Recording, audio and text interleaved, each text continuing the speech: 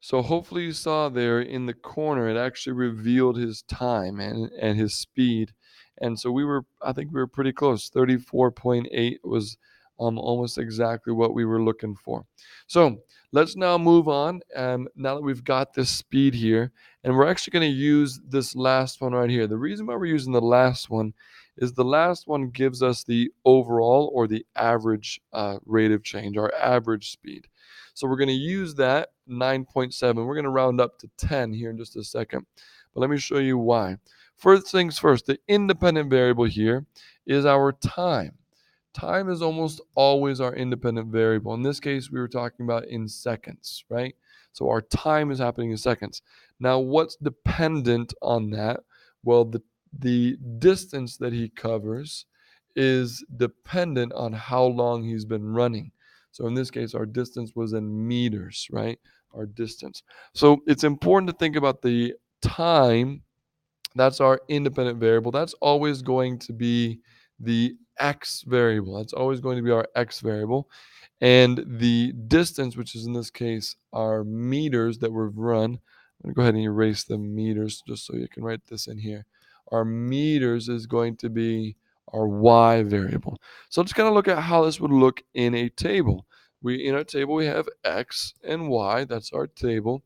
And let's think about that for a second. Our rate of change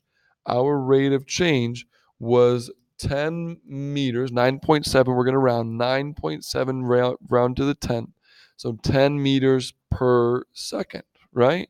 So 10 meters per second. So think about this with me. At time zero, aka x equals zero, because at 0 seconds, how far had Usain Bolt run?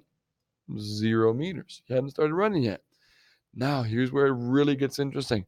After 1 second, if he's running 10 meters per second, how many meters has he run after 1 second? Hopefully, you're saying 10 meters, right? And then keep going. After 2 seconds, he's run 10 more. So it's now up to 20 meters, right? Well, let's skip a few and let's go down to, let's just say, maybe after 10 seconds. Well, 10 times 10, 100 meters.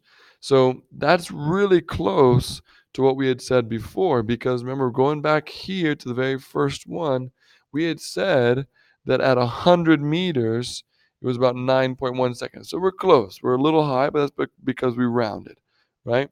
So we're getting close. We're pretty close.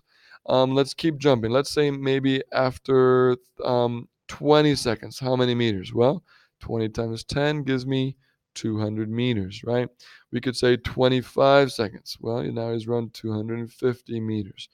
After 30 seconds, he's now run 300 meters. So here's a bunch of points for us to graph. And so now we can actually graph them. Our first one, 0, 0, that one's really easy. Now going across the bottom, we have to go from 0 seconds to about 30.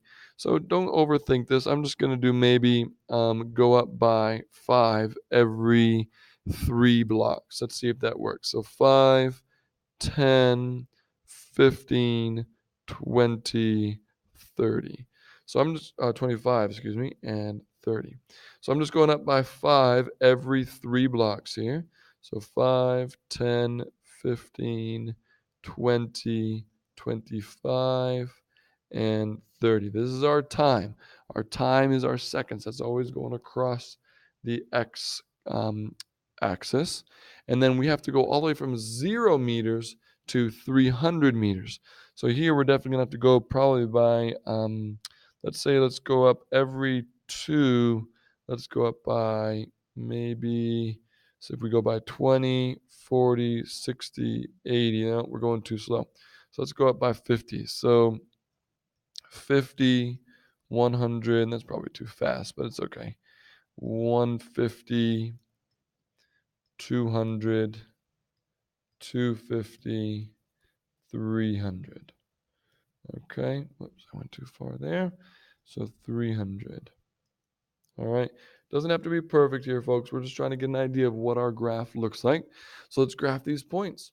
If we graph our points, times 0, 0 meters, still there. At time 1, which is going to be approximately here, we were at 10 meters. That's going to be approximately really small down here. Time 2, same thing, really small down here. Let's jump forward a little bit. So time 10. Time 10, we were all the way up here at 100. So time 10, go over to 10 and then go up to 100, right about there. Okay. And then time 20, we were at 200. So go over to 20 and then up to 200.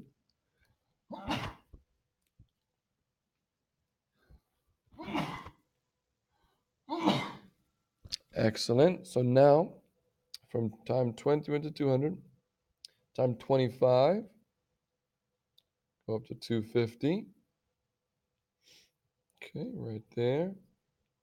And time 300, sorry, time 30, go up to 300. I think I went a little too high on that last one. You know what? It's my 200 that's off. Bear with me. Let's fix that. So 20, go back to there is to 200.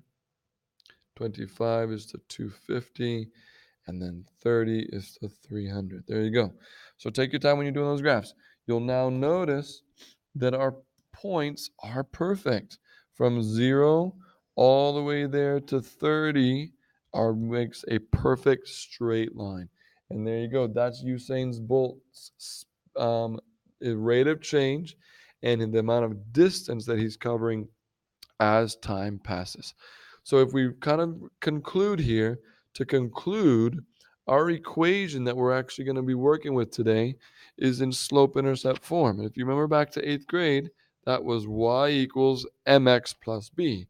Now our m variable is simply our slope. So our slope is this rate of change that we're working with today, our 10 meters per second. So y equals mx, so 10x plus b, but our plus b, we don't have to write this. Our plus b is actually 0.